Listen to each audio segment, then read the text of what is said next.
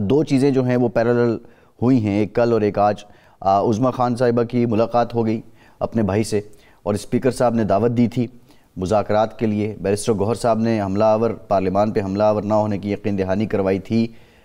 یہ واقعتاً کوئی political dialogue کا گراؤنڈ بن رہا ہے یا یہ کوئی غیر معمولی پیش رفت نہیں ہے آپ کی نظر میں؟ اب اصل یہ ایک ایسے ملک میں جہاں جمہوریت ہے، قانون ہے، آئین ہے، معاشرہ کسی قاعدے ضابطے کے تحت چل رہا ہے، وہاں یہ غیر معمولی بات تو نہیں ہے۔ لیکن اس لیے یہ مسائل یہاں کھڑے ہوتے ہیں کہ خواہ وہ حکومت ہو خواہ اپوزیشن ہو، جو رولز آف گیم ہیں جمہوریت کے، پارلیمانی نظام کے، ان کی پرواہ نہیں کرتی، ان کا لحاظ نہیں کیا جاتا۔ اب یہ دیکھیے آج ملاقات ہو گئی اور ہمیں جو اطلاعات مل رہی ہیں وہ یہ ہیں کہ جی جو جیل سپرنٹینڈنٹ ہیں اس نے کہا کہ جی جو جیل کے قواعد ہیں ان کی آپ پابندی کریں۔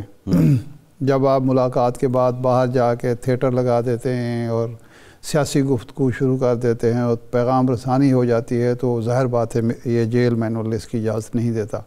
اب یہ تو کہا جا سکتا ہے، آرگومنٹ تو یہ ہو سکتی ہے کہ سیاستدان سے ملاقات ہوگی، سیاسی باتیں ہوں گی، لیکن جو جیل حکام کا موقف ہے یا حکومت کا موقف وہ یہ ہے کہ سیاسی باتیں ہوں آپ ضرور کریں، لیکن اس کی وجہ سے آپ پیغام رسانی کریں گے، پبلک کو اکسائیں گے یا ایک سیاسی پیغام لوگوں کو دیں گے تو پھر وہ منشا جو ہے اس ملاقات کا ختم ہو جائے گا۔ تو ابھی تک کوئی اطلاعات یہی ہیں کہ جی یہ اس یقین دہانی کے بعد یہ ملاقات ہوئی کہ آپ وہاں جو گفتگو کریں سو کریں، باہر آئیں تو میڈیا ٹاک نہ کریں اور کوئی سیاسی ایسی گفتگو نہ کریں جو ان کے نقطہ نظر سے معاشرے میں انتشار پیدا کرتی ہے۔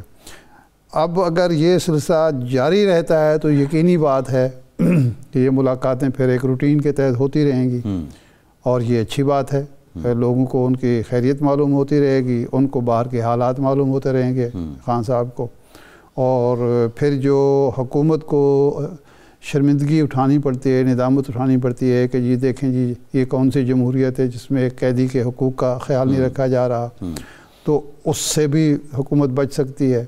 تو اس کو میں تو خوشائند عمل قرار دوں گا اگر دونوں طرف سے پاسداری ہوتی ہے۔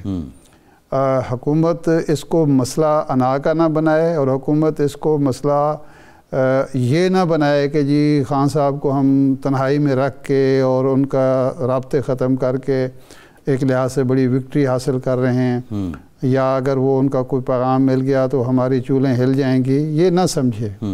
پیغامات آتے ہیں جاتے ہیں تو کچھ بھی نہیں ہوتا، کیا ہو گیا ہے۔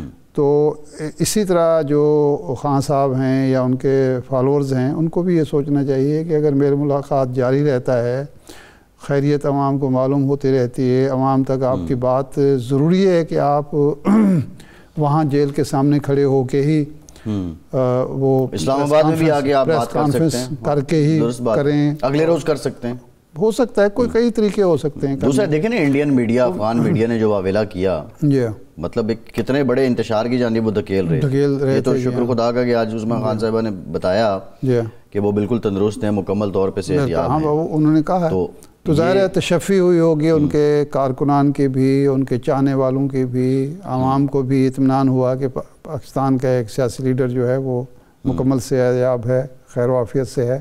تو میرا خیال ہے کہ اب دونوں طرف سے جو ایک برف پگھلی ہے یا جو ایک اچھا آغاز ہوا ہے اس کو جاری رکھنا چاہیے، بجائے اس کے کہ کسی نہ کسی بہانے پھر اس کو روک دیا جائے۔ اسپیکر صاحب نے جو کل بات حکومت کی ہے، کو بہرحال یہ سمجھنا چاہیے کہ اس طرح کے ہتھ کنڈوں سے اس کی نہ نیک نامی ہوتی ہے نہ اس کو کوئی سیاسی فائدہ ہوتا ہے، یہ تو ایک صحیح ہے۔ اور جو اسپیکر صاحب نے کل دعوت دی ہے، کیونکہ دیکھیں پچھلے جو 72 گھنٹے اگر ہم دیکھیں، ایک اور بھی خبر سامنے آئی کہ گورنر کے پی تبدیل ہو رہے ہیں، گورنر رول کی بات ہو رہی ہے، گورنر رول لگایا کیسے جاتا ہے، اس بارے میں جو باتیں ہیں وہ شروع ہو چکی تھیں۔